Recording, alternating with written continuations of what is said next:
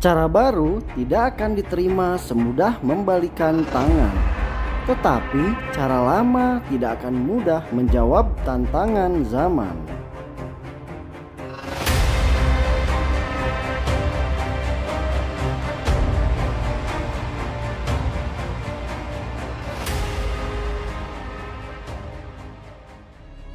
Halo bose, ketemu lagi di channel Cerita Tani. Kali ini kita akan melanjutkan cerita Mas Tanto tentang cara budidaya cabai super irit. Ia mempunyai cara efektif dan efisien dalam perawatan cabai. Menurutnya, melakukan perawatan cabai tidak harus mahal. Yang penting tepat cara, fungsi, dan dosis yang digunakan. Seperti apa cerita selengkapnya? Jadi menurut saya itu tanah itu kan semua itu, kalau menurut saya itu media. Jadi nanti masalah tanaman mau bagus atau tidak itu tergantung kita memberikan pupuk apa di situ, terus perawatan kita terhadap tanah itu seperti apa. Lah itu yang memang harus kita cermati.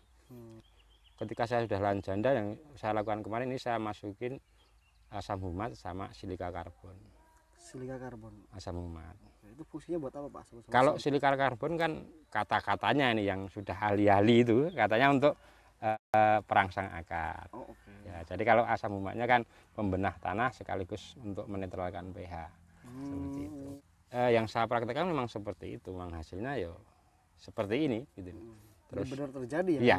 Terus untuk pupuknya saya juga, karena apa ya, harga pupuk sekarang mahal itu, saya terus terang ini hanya pupuk subsidi. Jadi saya memang sengaja, kalau saya beli NPK satu karung sudah 700, ini kalau pupuk subsidi kan masih miring, harga masih murah ya. Kuatnya saya juga cuma beli itu. Ternyata saya pakai juga baik-baik saja untuk tanamannya gitu loh. Iya, benar. Berarti intinya itu ya apa ya, bukan ya pengolahan mungkin betul ya Pak ya. Iya. Tapi mindsetnya itu bukan berarti setiap pupuk yang mahal itu bisa maksimal dan setiap pupuk yang murah itu mesti jelek gitu ya Pak ya. Iya, karena saya gini Mas, kalau saya seperti NPK itu kan di situ ada nitrogen, fosfat, kalium. Nah, sedangkan kita itu sebetulnya kan di mindset para petani yang sampai saat ini kebanyakan petani itu masih kalau mencari NPK itu ya harus wujud NPK kan gitu. Padahal itu kita bikin nitrogen, misalnya kita beli urea itu kan nitrogen tuh, nitrogen tinggi. Betul. Terus fosfat, padahal ketika fosfat itu kita beli fosfat dalam bentuk yang fosfat sendiri itu kan murah sekali. SP36 ya, fosfat kan murah. Terus kaliumnya kan kita bisa nyari juga ke pupuk lainnya kan gitu. Nah, makanya saya gabung. Kalau saya pakai urea, terus pakai fosfat super yang 25 kilo itu cuma 60.000. Terus sama malah saya pakainya itu Ponska. Jadi subsidi juga. Saya berpikirnya kalau NPK itu kan 16 yang atau enggak 15 yang paling rendah. Sedangkan ketika tumbuhan kita sudah mulai berbuah, nitrogen harus kita kurangi. Kita bermain di fosfat dan kalium. Nah, makanya untungnya kita bikin sendiri, kita bisa ngukur. Nitrogen kita bikin sedikit, fosfatnya kita bikin lebih banyak, terus kaliumnya kita maksimalkan. Jadi untuk mengejar buah atas itu biar besar semua. Oke, berarti tadi kita bisa memformulasi sendiri pupuk sebetulnya Pak ya. Ya.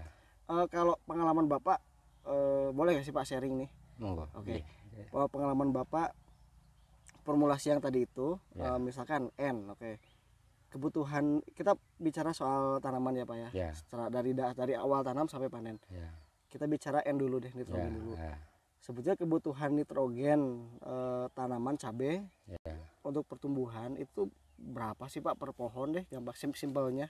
Kalau saya untuk nitrogen ketika masih dalam proses pertumbuhan, itu pun saya dari jumlah pupuk yang saya berikan pasti akan untuk pertumbuhan paling hanya 10%-nya. Karena kalau saya itu ketika kita memasukkan nitrogen ke dalam tanah itu terlalu besar, nanti otomatis pH tanah kita mau akan turun. Oh iya betul. Kan begitu. Prinsipnya seperti itu. Kalau saya seperti itu, masih berpikir seperti itu. Ya benar sih.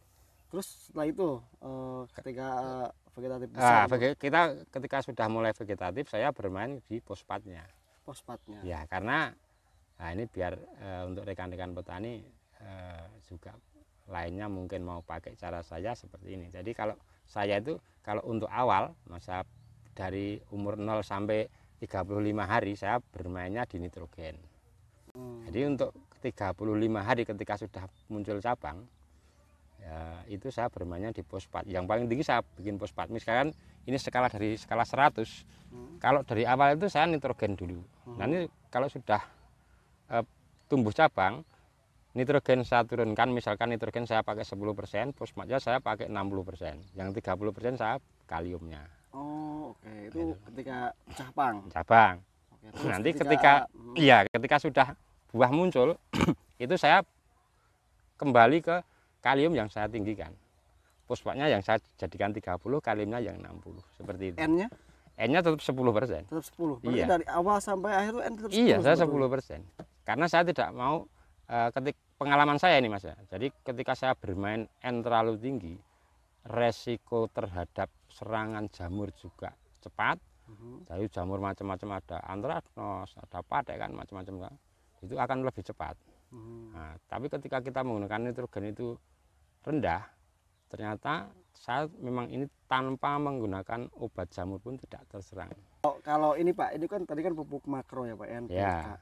Kalau mikronya masuk nggak Pak? Kalau mikronya saya magnesium saya pakai, terus kayak kalsium saya pakai sendiri juga gitu. Kalau seperti yang mikronya itu memang saya pakainya enggak terlalu frontal ya, seperlunya. Kalau kita lihat dari daun mungkin kekurangan, itu saya baru pakai Mas. Jadi kalau memang enggak kekurangan ya saya itu saja. Jadi dari bentuk daun terus bentuk buah misalnya ada yang kurang, oh ini kurang lurus atau kurang gimana pasti baru saya akan pakai. Oke. Itu penggunaan mikro itu ketika generatif ya Pak atau gimana Pak?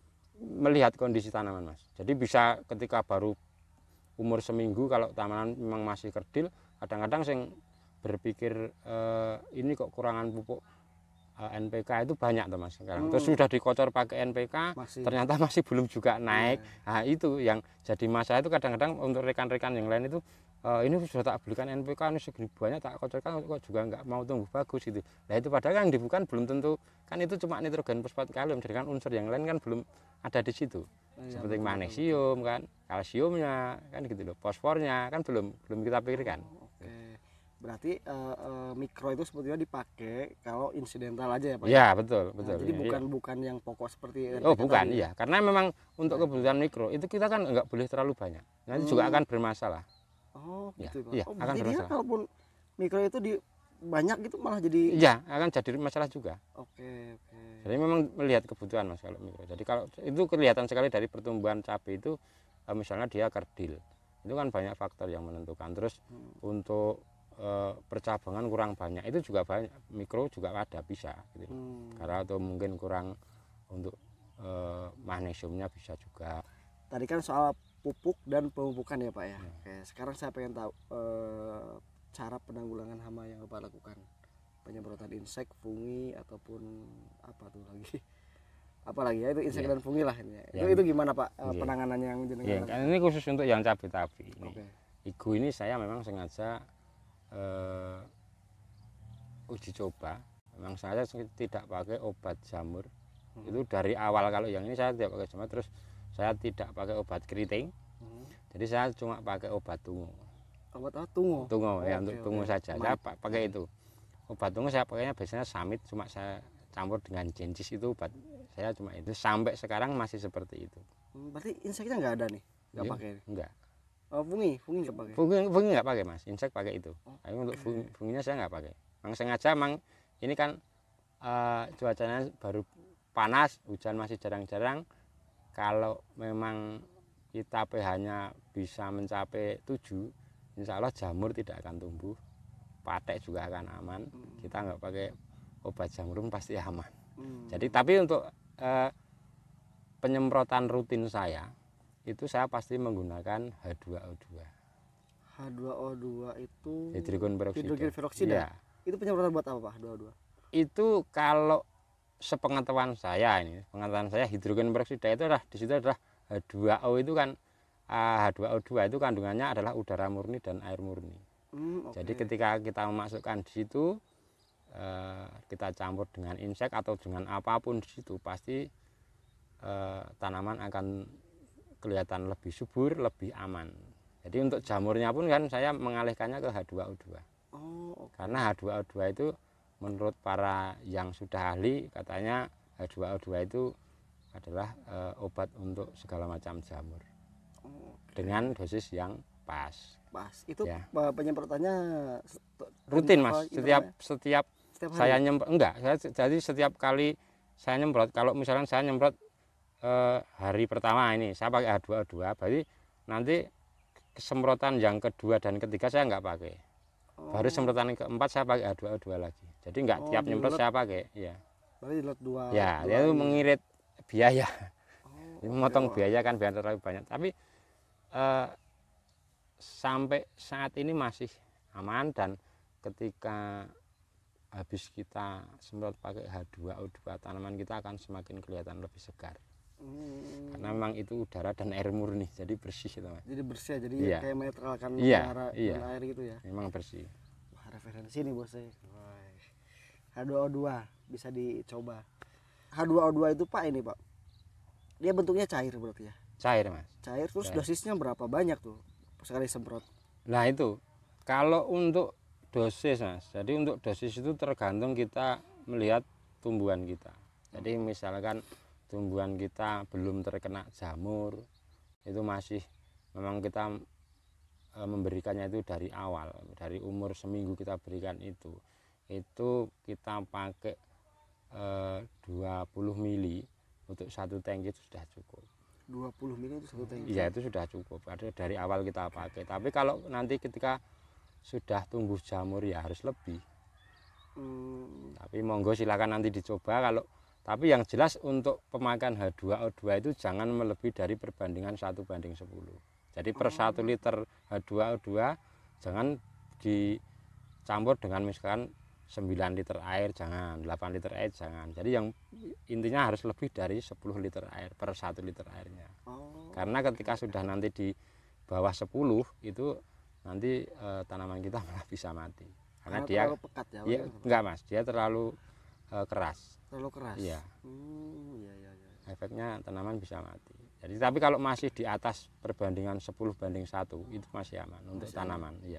Tapi untuk misalkan kalau rekan-rekan tanamannya ada bercak daun gitu, itu misalkan mau pakai sekitar katakan 1 liter berbanding 30 liter itu sudah sembuh Mas. Insya Allah sudah sembuh.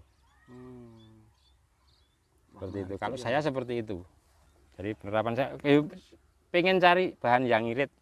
Jadi betul ya. Dan harganya pun kayaknya harganya kan 1 liternya cuma kalau kita beli di toko pertanian itu sekitar 30.000. Tapi kalau di toko kimia kan lebih murah. Kemarin saya ke toko kimia itu per 23 liter itu 600.000.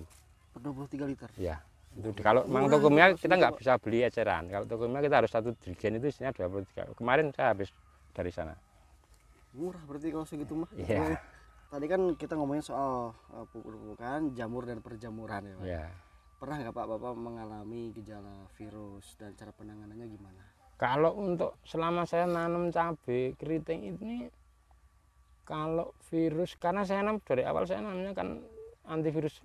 Udah tapi ya, dari tapi semua belum saya. Pernah yang ya, belum pernah. Karena saya berprinsip begini Mas, jadi ketika saya menanam cabai yang bukan antivirus itu kan saya masih berpikir nanti masalah virusnya gimana gitu loh Mas, karena kan nggak ada obatnya. Iya, karena memang virus kan nggak ada obatnya. Kalau saya berpikir ke situ terus nanti pola penyemprotan perawatan saya nggak rutin kan nanti virus itu akan tumbuh juga.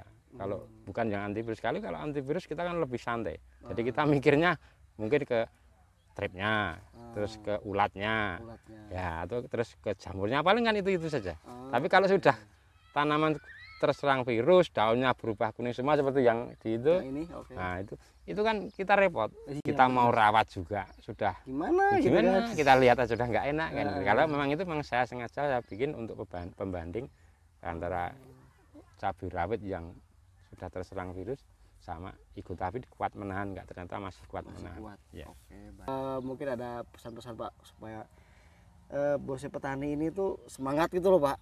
Jadi nggak cuma ngoyak rego ketika mahal, semangat ketika turun mikir-mikir gitu loh Pak. Nah itu loh Pak, gimana Pak? Iya, iya. Untuk para bose ya katanya Mas, bose petani semuanya. Jadi kalau menurut saya selalulah bangga jadi petani. Ketika kita jadi petani yang kreatif, kita berkreasi. Jadi kalau sampean sudah menikmati jadi seorang petani, sampean juga akan menikmati hasilnya jadi seorang petani, seperti itu.